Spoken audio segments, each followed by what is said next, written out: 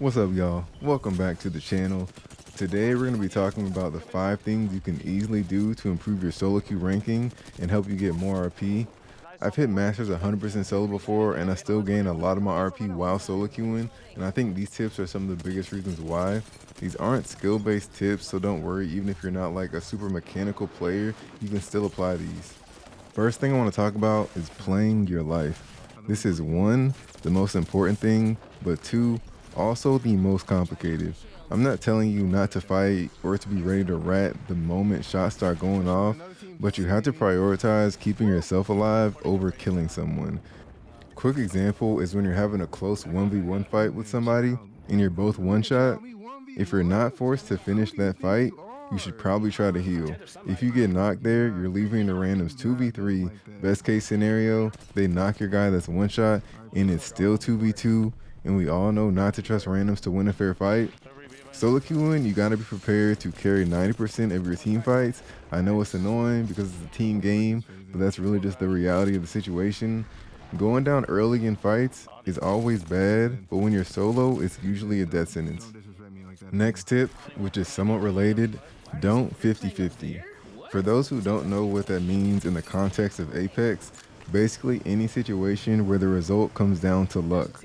That one-shot scenario I gave in the first tip is a 50-50. Landing directly on top of another team, hoping to get a gun first, is a 50-50.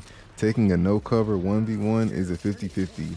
Doesn't matter how confident you are in your ones, we all whiff sometimes. I'm not saying to play scared, confidence is key when solo queuing, but because there's so much randomness in a BR, you want to get rid of as much as possible so you can win with your skill. Third tip, which is the second most important in my opinion, is communicate. Pings at the very least, but just don't spam them because people will mute you, and I'm people. Ideally, you want to be on voice comms, but I understand that's hard for some people.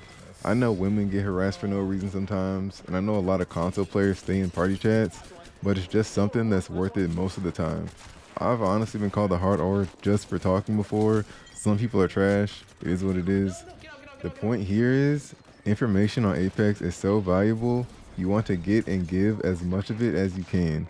Your teammates knowing what you're thinking, your moves, and more importantly, your damage is super important.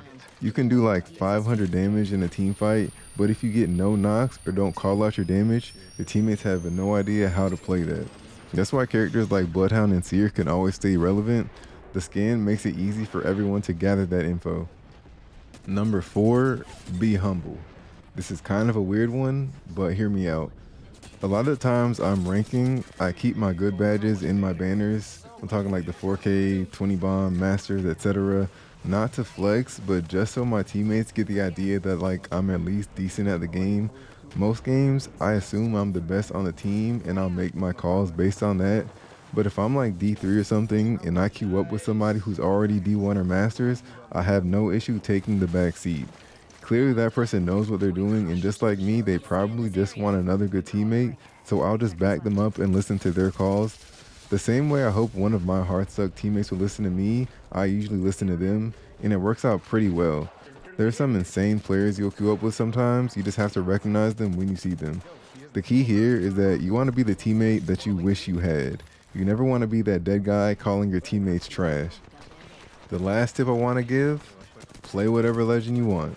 I know I slander some of my tier lists, but honestly, every legend is viable in this game. The most important thing is that you're comfortable with your legend. You always want to be playing to your best potential. Obviously, if your main is overpowered or meta, it's beneficial, but switching to a legend you're not as good with just because they're meta doesn't always work out. Pick your best legend and frag out. Sometimes it's that simple. Those are my 5 tips for solo queuing this season. Hopefully you learned something and this video will help you reach your rank goals this split. If you enjoyed the video or found it helpful, please be sure to like and subscribe. You can find me on Twitch and Twitter at KelbyTrust. Thanks again for watching. Peace.